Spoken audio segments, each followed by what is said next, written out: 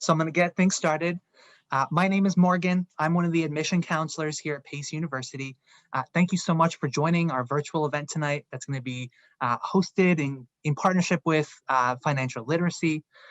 So the focus of today is definitely going to be telling you a little bit more about affording college, budgeting, giving you tips, tricks, going through maybe words that you didn't recognize from before. During the course of this presentation, if you do have questions, the chat will be available. I will be jumping into the chat once I'm done with the introduction. And so we'll be answering things in the chat, but we'll also be collecting questions to ask out loud. So definitely, if you have questions, put them in the chat as we're going through the event tonight. We'll also be recording this event, and we'll be posting it on the Pace University YouTube page within the next couple days. So if you're taking notes and you missed something, no need to worry about it. You'll be able to find this recording and go back through everything in a few days. But at this point, I'm going to introduce our speaker for tonight. So I am fortunate that I get to work with Daryl very closely when I'm working with prospective students, and they maybe tell me I'm having a hard time figuring out how much is college going to cost me? How should I be budgeting for college? Things like that. One of the first people I turn to is always Daryl. So I'm going to pass things over, let Daryl take over, and yeah, go from there. Thank you so much, Morgan, and good evening, everybody. Thank you all for taking the time to join Morgan and myself for our presentation tonight. I'm going to take a moment just to open up my screen so that you all can see it. All right. Today, we're going to talk to you about college cost planning.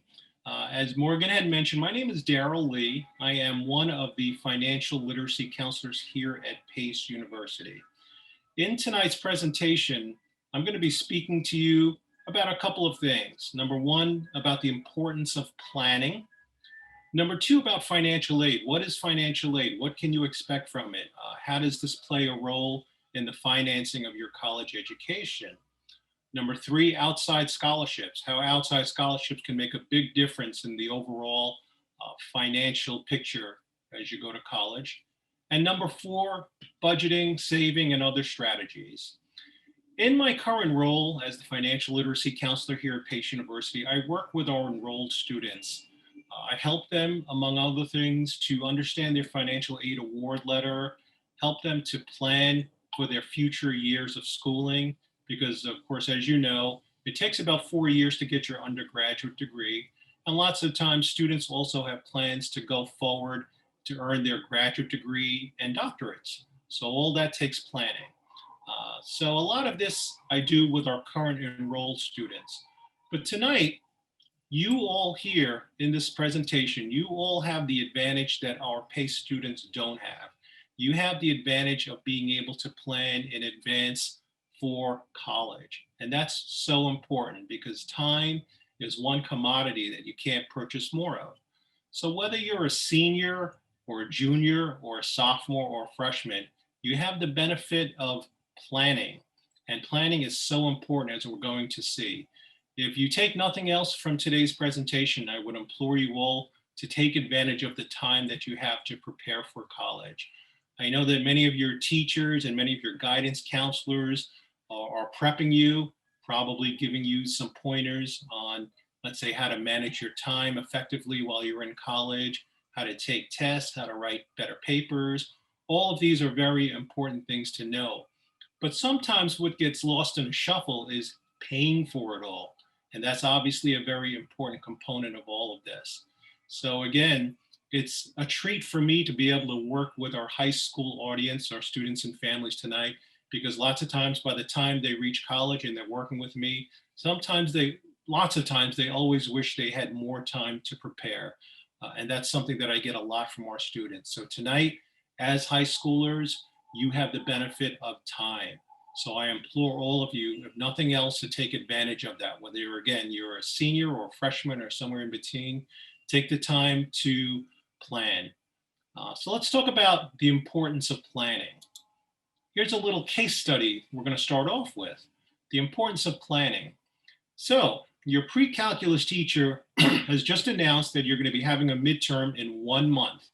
When should you begin studying?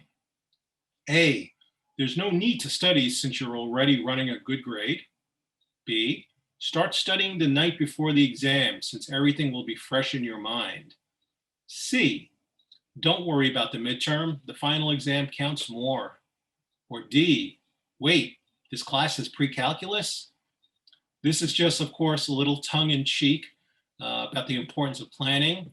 I'm not going to ask you guys what you think the answer is. Hopefully you realize the answer isn't on the screen. But this is just goes to show you how important planning is. At many times in your life, you're going to be planning for something, or you should be planning for things. As Benjamin Franklin once said, if you fail to plan, you're planning to fail. Some of you may have dreams of starting your own family one day, maybe buying a home, maybe buying a car, going on that great vacation.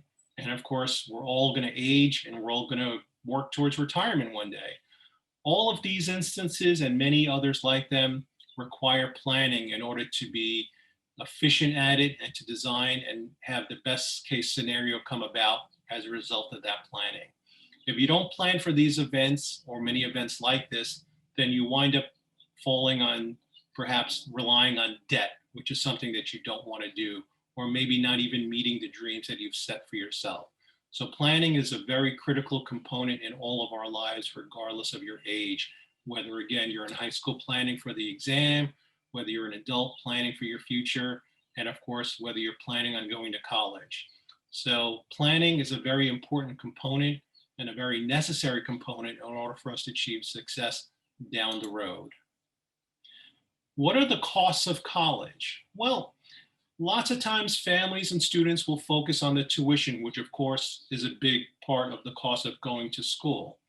But there are also other costs involved as well. There are fees that colleges can charge you, which would vary from school to school. If you're planning on living on campus, you may be a resident, there's a dorm or housing cost that you'll have to pay. And typically, because you cannot cook in your dorm room, you have to go on a meal plan. So the charges on the left-hand side of the screen are typically referred to as direct expenses, as these are expenses that would be directly billed to you by the institution that you're going to be attending. But in addition to those costs, we know that there are other costs that a family and a student can incur that are not billed to you. Things like books and supplies, textbooks you have to purchase. Depending on your major, you may have a lot of books and supplies that you have to pay for, which may be more costly than other majors. There are transportation costs. Even if you are not a resident and you're not living on campus, perhaps you're a commuter, you have transportation to go to school every day or every several days that you have classes.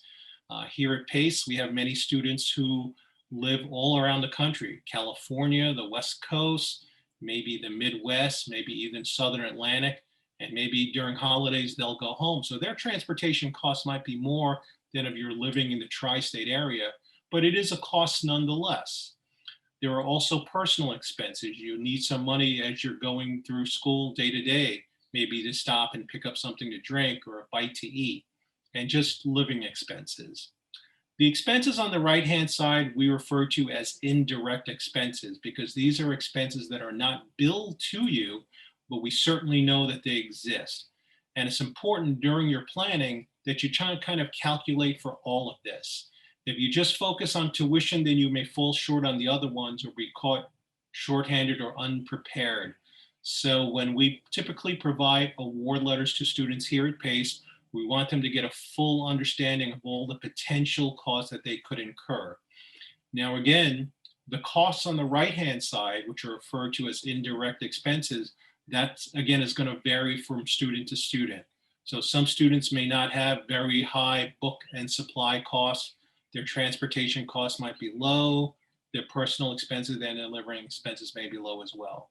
It can vary again from student to student, but it is a cost nonetheless.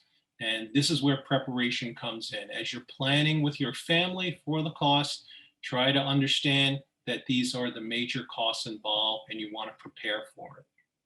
Okay. Financial aid is a very big part of the whole equation about going to school. Financial aid typically or stems from federal financial aid. And anybody who's interested in receiving federal financial aid has to complete the free application for federal student aid, otherwise known as the FAFSA.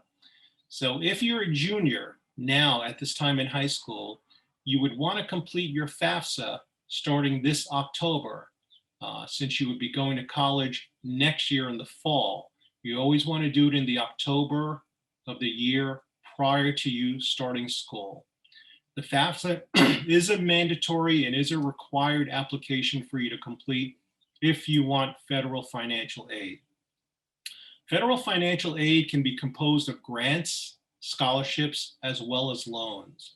Of course, grants and scholarships are free money. It's not something you need to pay back. And of course, loans are.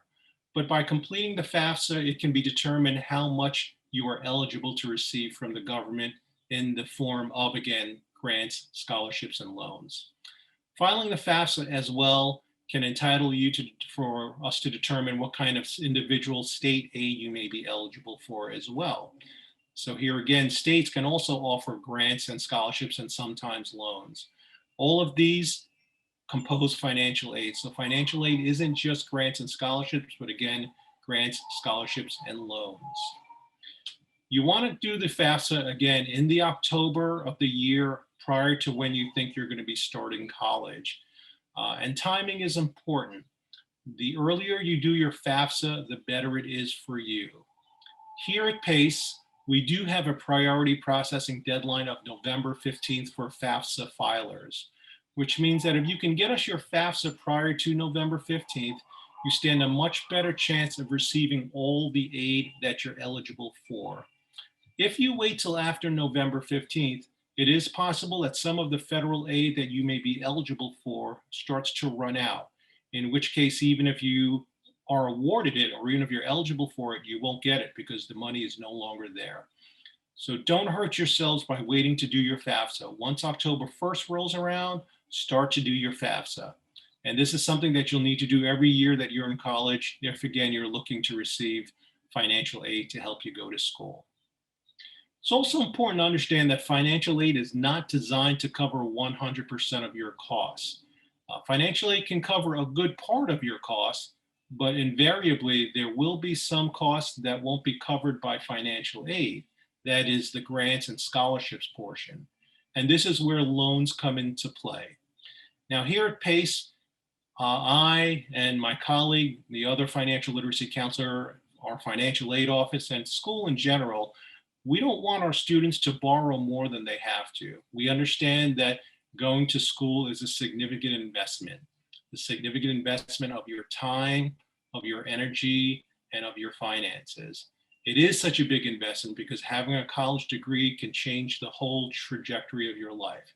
It can be something that pays for itself time and time again throughout the course of your life. As such, sometimes taking out a loan to help augment what you're receiving to go to school makes sense. Sometimes people are hesitant to take out loans, and I applaud that. As a financial literacy counselor, we never want you to take out too much debt, but debt can play a very important role in life. Years from now, when you're looking to buy a home, unless you have all the money to buy your home in cash, you probably will have to rely on a mortgage, which is a loan, to help you purchase that home. Down the road, if you're looking to buy a car, whether it be a new car or even a used car, again, unless you have all the funds to buy that car in cash, you're probably going to have to rely on a car loan in some small way, shape, or form. So taking out a loan to help pay for your college degree makes sense when you think about how, what kind of an impact your college degree can have in your life. Again, we'll always try to help students find ways, and that's part of our presentation to you tonight, find ways so you don't have to become overly reliant on loan. We're definitely aware of student debt, and we don't want you to go in debt that's over your head. But by the same token, you want to be smart, and if you need to utilize it, it is there for you to utilize. You want to complete your FAFSA at the website studentaid.gov. And again, this is something that you'll want to do every year while you're in school. If you decide to go to graduate school, you can still get federal financial aid as well. Just make sure that you try to do it in the month of October, ideally by the end of October. If you go beyond that, you can certainly still do that. You just run the risk of not getting all the aid that you receive. But the FAFSA is the free application for federal student aid, and that's what you need to complete every year for us to determine exactly how much federal student aid you're eligible to receive.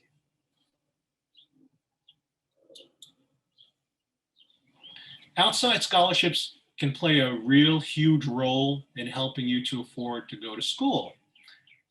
Pace had a graduate from several years ago, a young woman named Alana McCaddy. Alana was a girl growing up in a single parent household who knew early on that she wanted to go to college. But because of her family dynamic, she also knew that she really wouldn't be able to afford to go to college. So she made a decision while in high school to start applying for outside scholarships. Her goal was to apply for a scholarship every single day, and she did it. By the time she graduated Pace University, she had earned over $100,000 in outside scholarships to help her pay for school. Now, this is truly a driven individual. Not many of us, including myself, would be able to do something like that. But she showed that it can be done. She applied for scholarships every day in high school and all through college. She was rejected by many, many, many of them, but obviously she got enough of them to pay her way through school and then some. And this is a tremendous story. She graduated from Pace several years ago, and kudos to her for putting in all the work she did. But she showed that it can be done. So for those of you who are attending tonight's presentation, which again, you're in high school, I strongly suggest for you to start applying for outside scholarships now. Later on in the presentation, I'll give you a couple of websites that we think are very good for that purpose, but do it now. Do it with a sense of urgency. It'll only help you and your family. You don't want to wait for a situation where now you don't have the funds to continue your education and you start applying for scholarships now in the hopes that you get one. Be proactive. Start applying now so you're never in that situation. Some of the myths about outside scholarships. One of them is only honor students or athletes are eligible for outside scholarships. While there are certainly scholarships that are focused on students who have achieved a lot of success academically or athletically, there are so many other scholarships that take other criteria into account. And there are scholarships for every major, your ethnicity, your creative abilities, or even where you live. So just because you're not an honor student or an athlete, don't think you can't get an outside scholarship, because you can. Another myth is only senior students should apply. Studies have shown that waiting until your senior year in high school to apply is not optimal. The earlier you start applying, the better. And additionally, the more applications you submit, the better your odds are. Outside scholarships are a numbers game. The more applications and the more you apply, the better your odds are of landing one. And landing one could be a big difference for you and your family. So this is why participating in this webinar tonight with so many students who are still in high school is uplifting for me, because I want to see you guys go to school. I want to see you guys, if you like, come to Pace. We'd love to see you here. Do yourselves a favor and start applying for scholarships now. Don't wait. Another myth is that too many people apply for me to win. And again, this is a myth, because we see scholarships every year that go unawarded because people have not applied. Generally speaking, scholarships that require a little more work, that is something like an essay, or maybe even the ones in smaller dollar amounts, receive less applicants. So take advantage of this. Everyone would love to get a $25,000 scholarship, and they might poo-poo the $500 or the $1,000 scholarships, but don't do that. That's still significant money, and that's good money that can help you. If any of you walked out of your home tomorrow and found $500 on the ground, you'd be pretty happy. I don't think anybody would pass over it and just let it lay there. So do yourselves a favor and apply for the small scholarships as well as the big scholarships. Don't dismiss it just because it's a small amount. Every little bit helps. Another myth is that thousands of scholarships go unawarded. That's actually not a myth. That's actually somewhat true. As I mentioned just a little while ago, we see that there are many scholarships that go unawarded every year because there just aren't any applicants. So don't let that money go to waste. Do yourselves a favor and apply. You have nothing left. You have nothing to lose by trying. And another myth is that scholarships aren't worth the effort. They really are worth the effort. It's free money. Any money that you don't have to borrow and repay with interest is good money. It's free money. So again, do yourselves a favor. We have seen students here at Pace who are very vigilant and diligent and apply for scholarships and have a good degree of success. But just calibrate your expectations. You're not going to apply for 10 scholarships and get 4 of them. It's not quite that easy. But just set your mind to apply for them. Keep applying. Do it early. Do it often. Do it regularly. And it'll make a difference for you and for your families. Some resources for outside scholarships are listed below. There are family member scholarships where many employers, your parents' employers, may offer scholarships to dependents of employees or other group members. Have your family member inquire with your human resource department. Lots of times they may not even be aware that one exists. So a scholarship could be right under your nose. You just have to have your parent check with your employer to see if they offer any scholarships. Many houses of worship offer scholarships. Also, high school organizations, State Office of Veteran Affairs, ethnic organizations, civic organizations. These are all opportunities for scholarships. So again, ask and see if there's any made to be available for you. Some of the scholarship websites that we feel pretty good about include petersons.com, fastweb.com, niche.com, unigo.com, sallymay.com. It's in the college planning section, careeronestop.com. There are many sites more than just these, but these are several sites that we feel good about. There's nothing that you need to pay. Use them all. Don't just use one of them as your sole source for scholarship. Use them all. Look at them often. Keep searching for the scholarships. In addition to the websites, there are also several publications which you can find in some of the major bookstores that can give you some insight as to the scholarships that are available. So one is called The Ultimate Scholarship Book, Billions of Dollars in Scholarships, Grants and Prizes. That's a book by Jen Tanabe and Kelly Tanabe. There's also a book called Peterson's Scholarships, Grants and Prizes by Peterson's. Again, these books are typically available in the bookstores.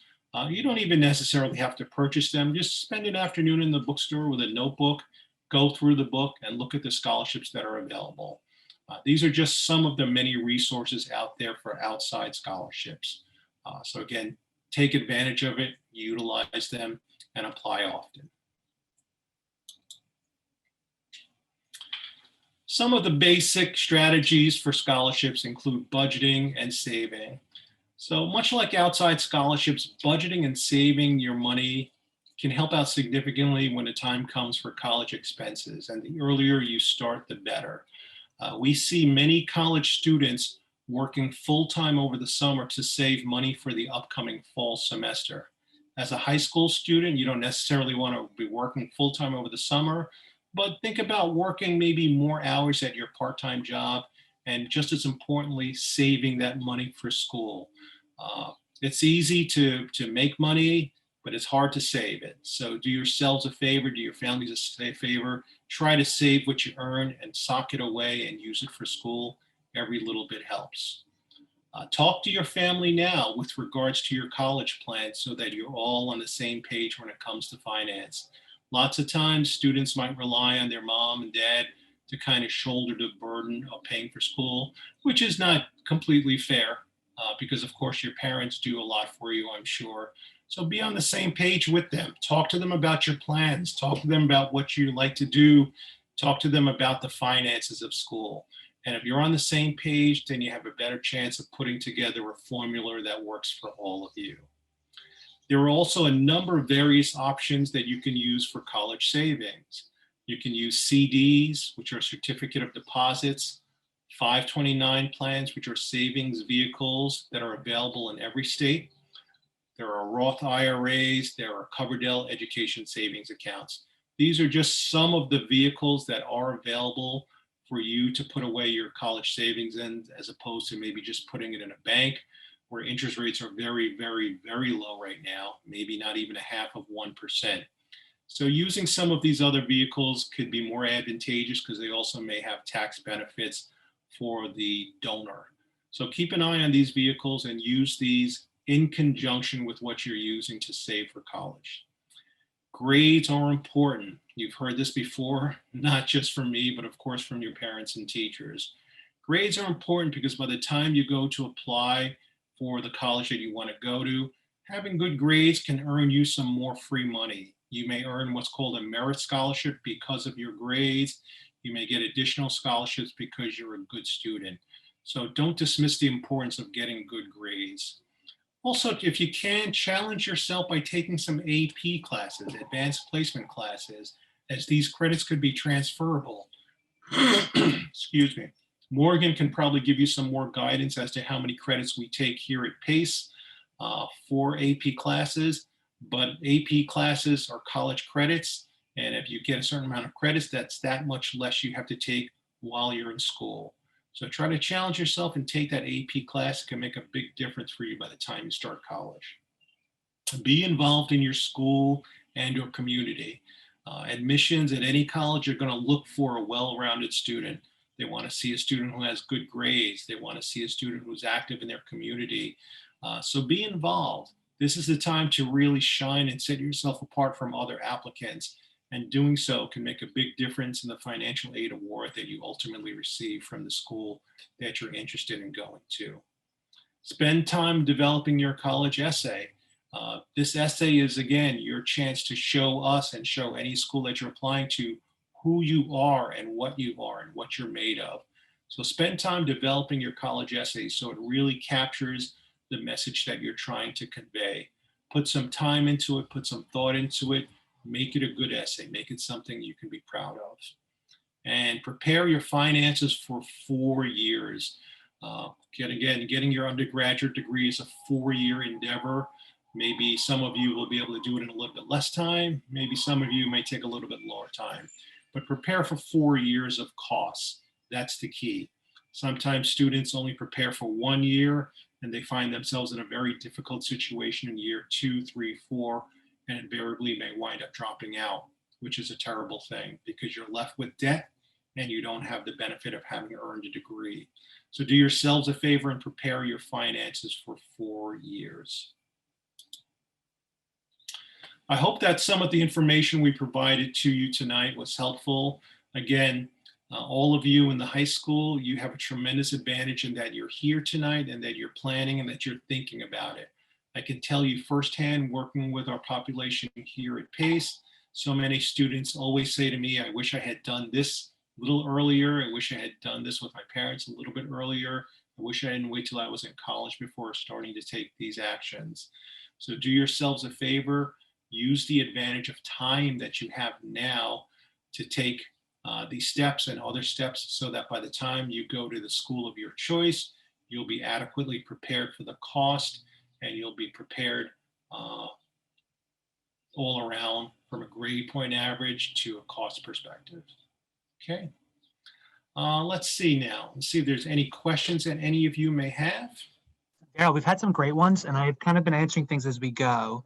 But I did have one that had stuck out that I wanted to ask. Here we go. So it was, do we apply for scholarships before being accepted to a college? So basically, to make that more broad, when should students start to look at scholarships and start to apply to scholarships?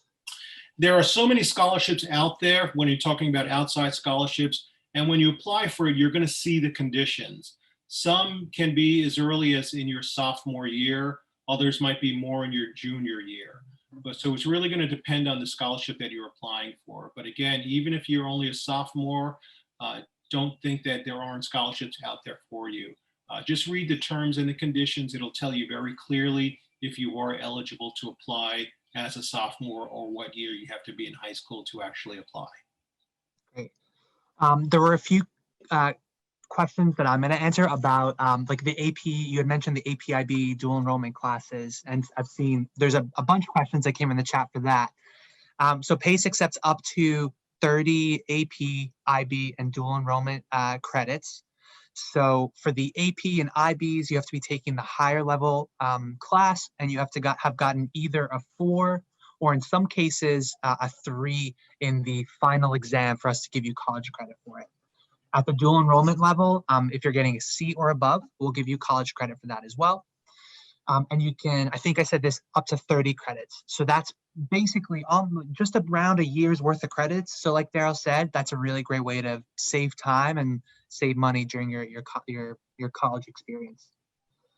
There was a question that I just had. Where did it go? So this is pretty specific. So it's statistical. So what is the average financial aid package amount for students at PACE? And then do you know what is the average percentage of need met by PACE? I believe on our website, it indicates that the average financial aid package for a student at PACE is around $25,000.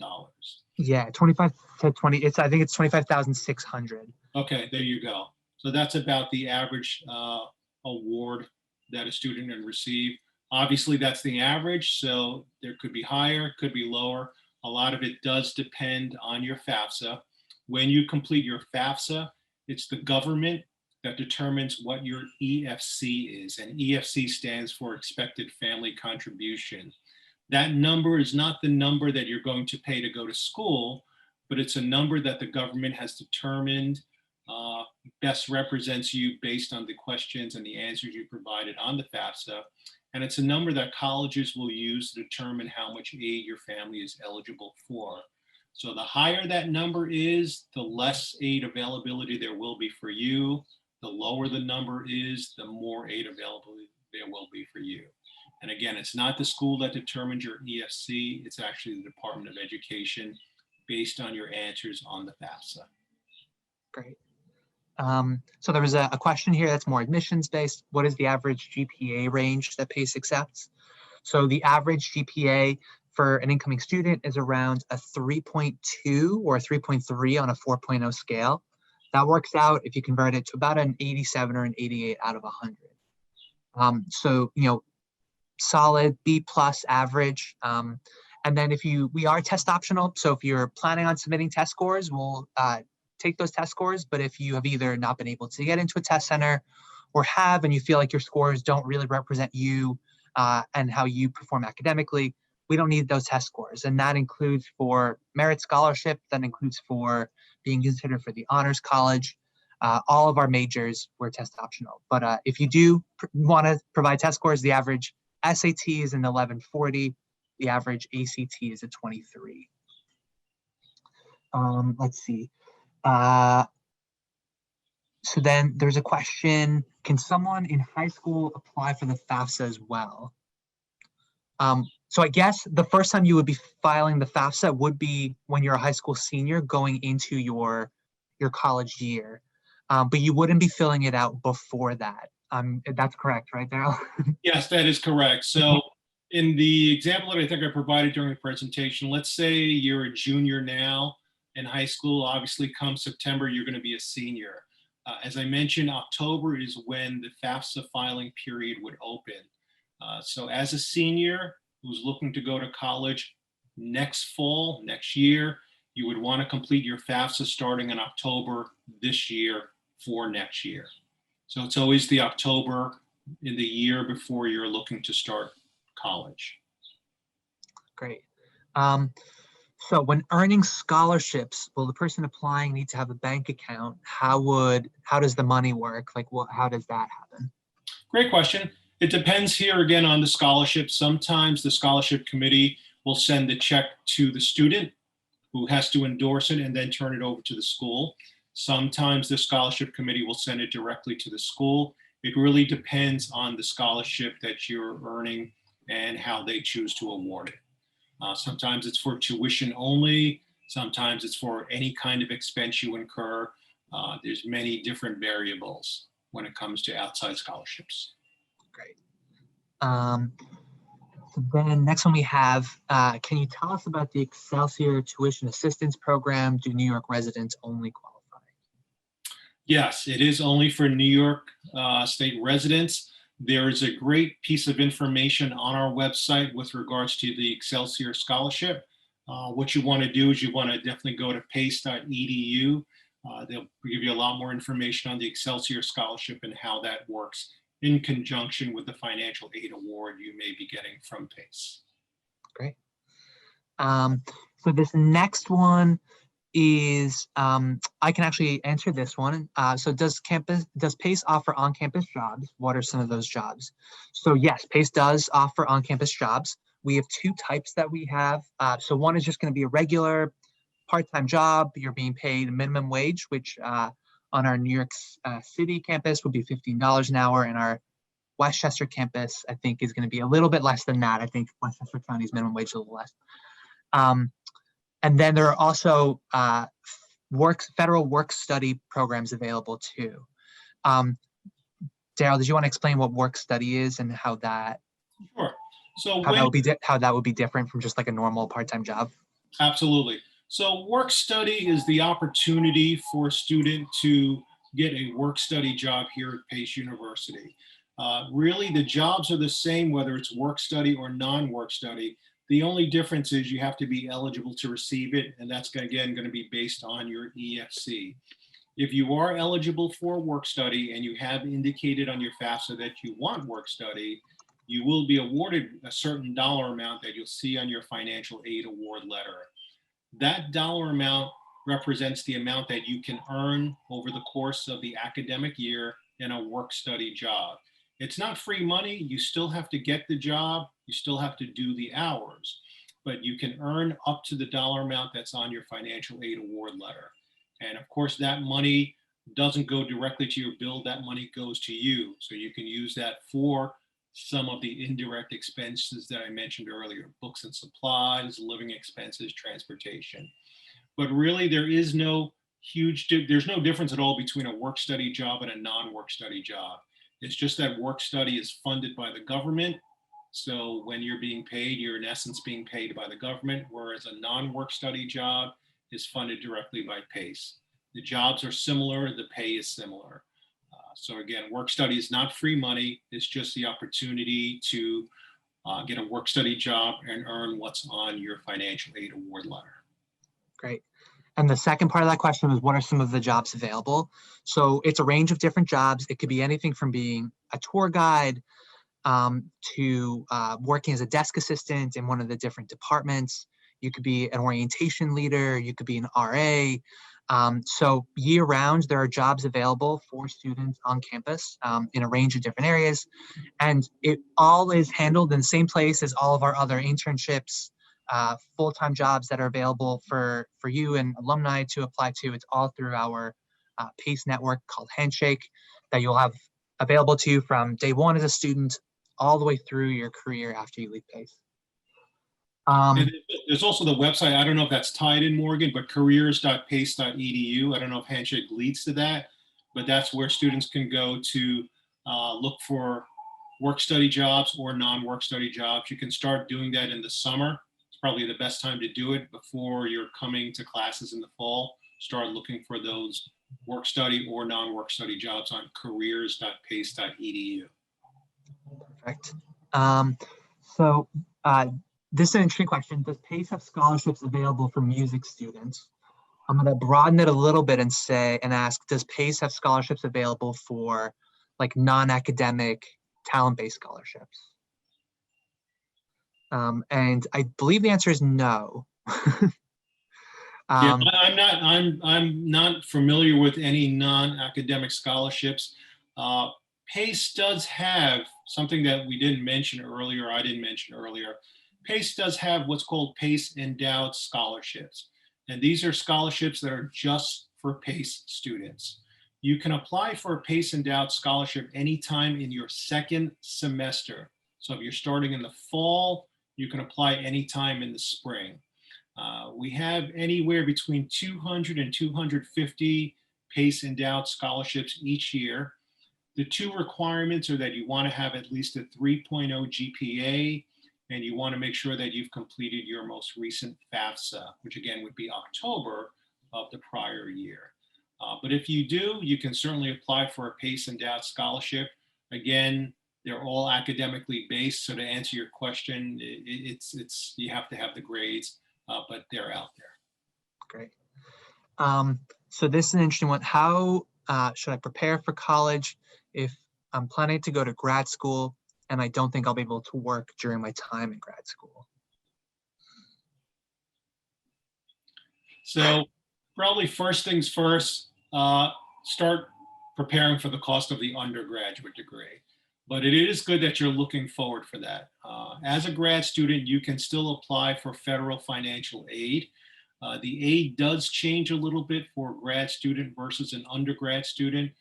It changes in that the loans that you can take out as a grad student are higher than what you can borrow as an undergrad student. So if you're going for a graduate degree and you're in a position where you can't work, you can go ahead and borrow more to pay for that graduate degree. And of course, try to budget and save as much as you can while you're an undergrad student so that you can save that money towards graduate degree.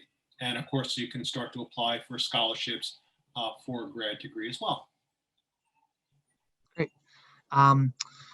So this is a question that we actually do get pretty often because we do have students who live on campus, but then we also do have students who live off campus, more commonly known as commuter students. And we do have a pretty sizable commuter student population. So the question was, if I'm moving to New York City from Texas, or from anywhere really, would you recommend I stay in one of the residence halls or an apartment? What is more financial? Well, what is, yeah. That's a tough question to ask. I guess it really depends on your search and what you're looking for. Certainly, if you're coming from out of state and you're not familiar with the area, maybe you would feel more secure, at least spending some of the time on campus in a resident housing. Doesn't mean you have to stay in there for 4 years. Maybe as you become more comfortable with the campus, then maybe you can start to look at outside opportunities for off-campus housing. But again, particularly if you're coming from out of state, the city's a big place and maybe it's intimidating for a lot of people. So maybe it makes sense to start off on campus for at least some of the time before branching out off campus. This way you also get a better gauge of the market, get a better gauge as to the apartments that are out there, and then you can do some cost comparisons to see if it's more economically beneficial to live off campus or on campus.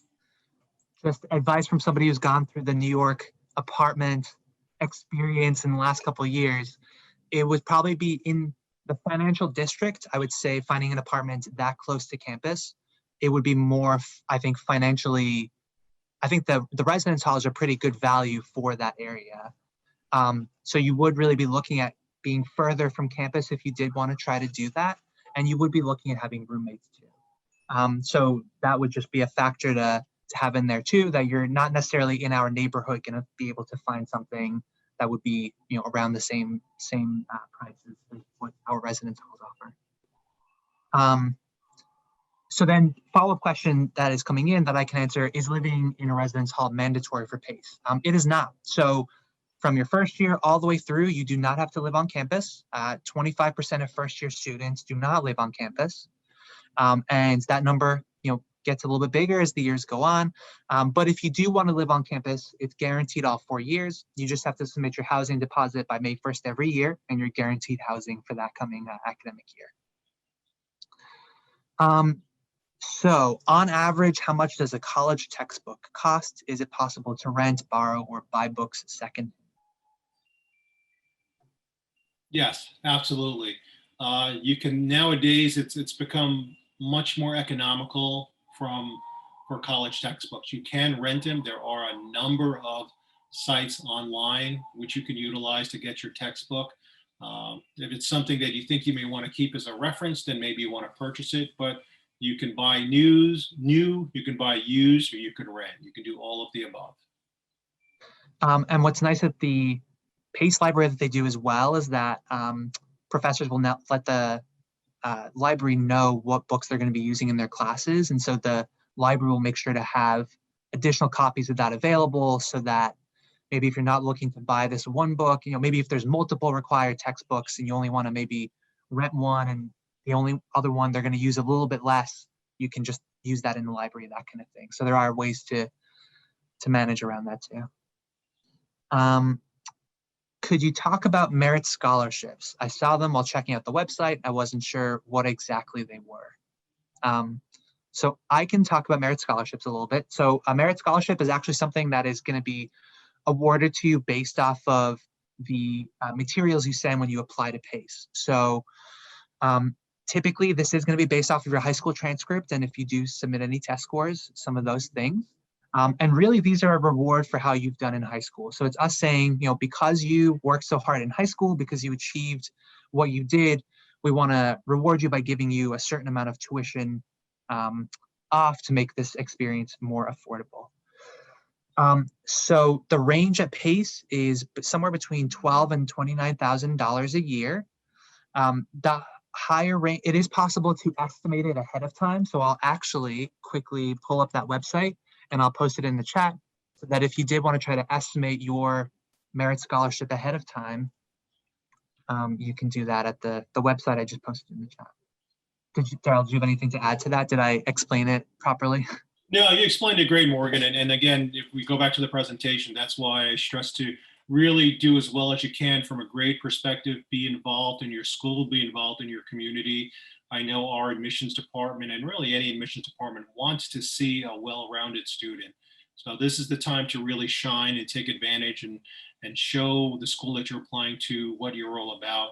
And it could really pay dividends for you at the time when you potentially receive a merit scholarship. Great.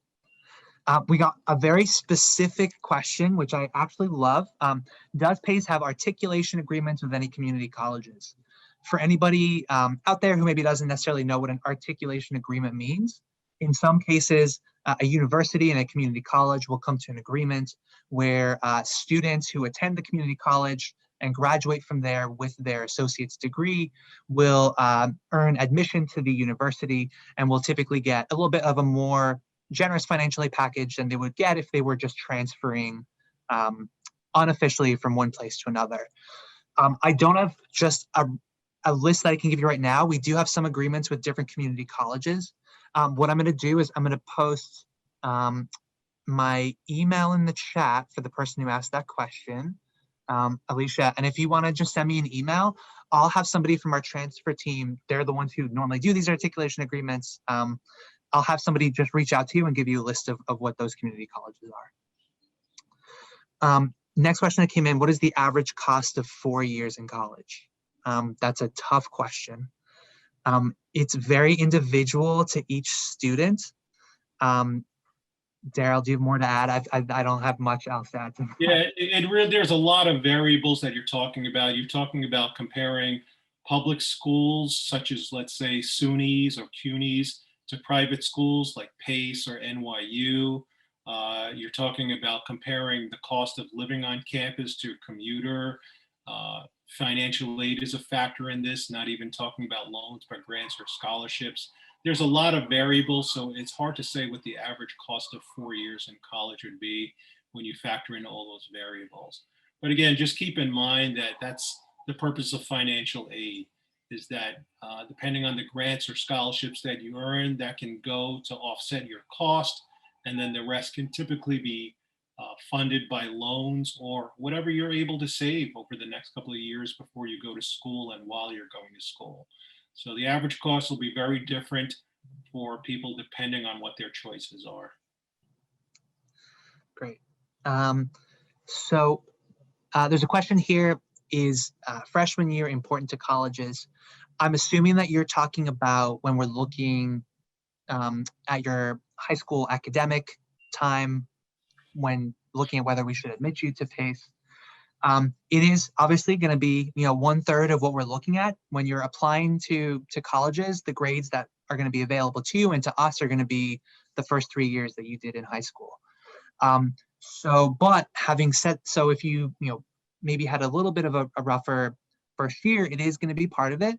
But we do also look at things like trends. So if you had that rougher first year, maybe you had not planned on going to university or college, changed your mind, picked it up in your sophomore and junior years, that is something that we factor in. We're going to look at that.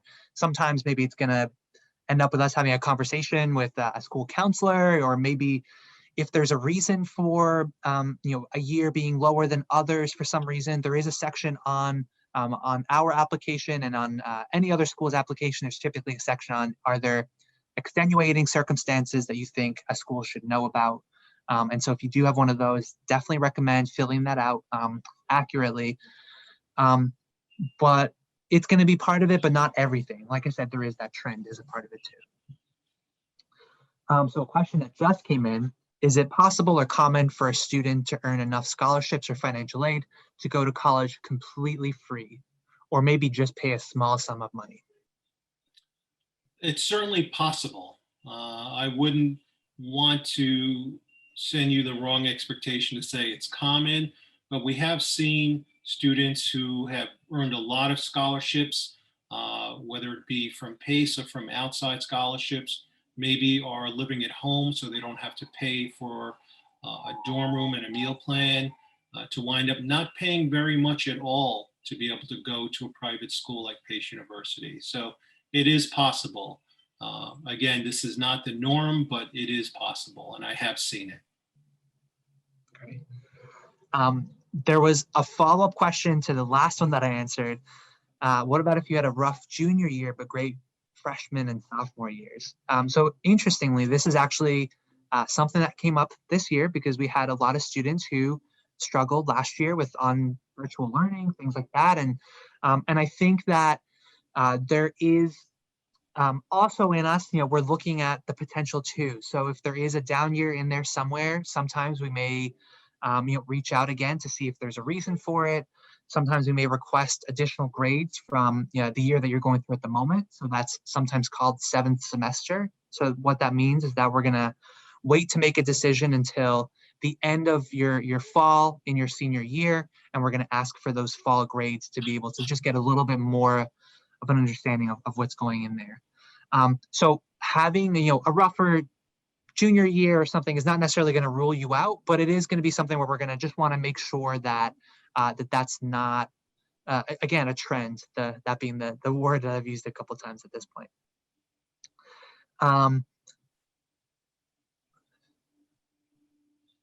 There's a lot of questions coming in. Do you recommend applying for scholarships earlier than normal? Is it more likely that if I apply earlier, I have a better chance of getting them?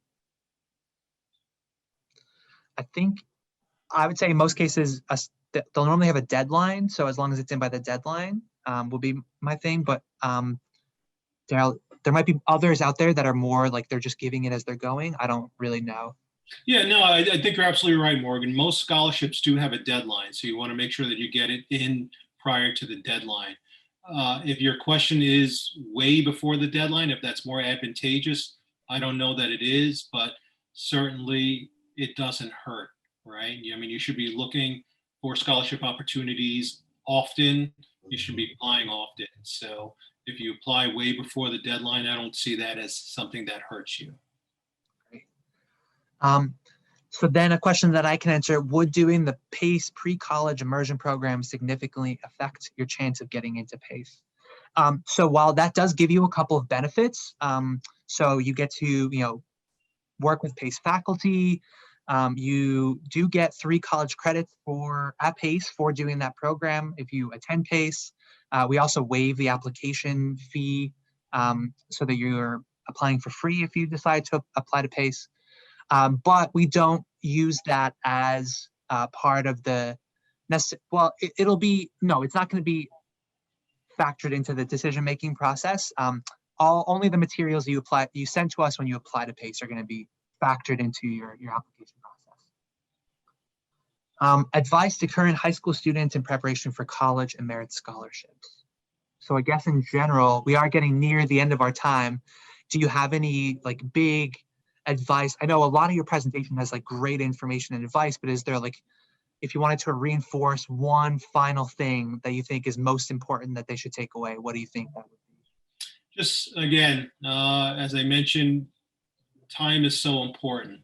And as high school students, you have the advantage that current college students don't have, is that you have the time. So make use of it, whether that is applying for outside scholarships, or using that time to improve your grades, or using that time to get more involved with the school or the community. Use your time wisely, because time just goes fast, you know. Time flies, time waits for no man. There's so many sayings, but they're all true. So use that time wisely, because by the time to apply for school and to start college is going to sneak up on you very quickly. So just be smart with the time. Great. Well, so I'm going to wrap things up a little bit. We are getting to that closing time. I want to just start firstly by thanking you, Daryl. It is always helpful to be able to get very strong, useful information, especially when it comes to something like finances and money and college. So thank you so much for your time tonight. Thanks so much for the work you do with all of the students at Pace and incoming students at Pace. A few things for our students who are still in the audience. Firstly, at the start, I had posted that we do offer individual one-on-one appointments with admission counselors. So if you wanted to talk more about the application process, that's available. And we also do have one-on-one conversations with our financial aid counselors and financial literacy counselors as well. And I had posted a link. I'm just going to repost it again so that you have it and you were interested in taking advantage of one of those. And then the last thing I'm going to post in the chat, I promise, is that there are lots of other ways to get involved with PACE. So if you are wanting to learn more, we offer daily virtual information sessions. We are about to bring back our in-person tours for the general public starting in May. You're actually some of the first people to hear. We haven't even sent out the announcement email about it yet. So some of those might be on the website already if you wanted to visit in person. But everything from our webinars, virtual options, in person is all available at the link that I just posted. So yeah, and then finally, I will put my email in there as well. So if you do have any follow-up questions after tonight, you can send those in there too. But thank you all so much. You took the first step in your college financial process, so keep it going. Like Daryl said, you're prepared, keep that preparation, and we look forward to seeing you again soon. Bye for now. Thank you all. Thank you, Morgan. Stay well, everybody, and hope to hear from you soon. Don't hesitate to contact us if you have any questions, and thank you for spending some time with us this evening. And thank you again, Morgan. Morgan is the best colleague you can hope to have, and he's one of the best hosts as well, as you can see. So thank you. Bye for now. Bye.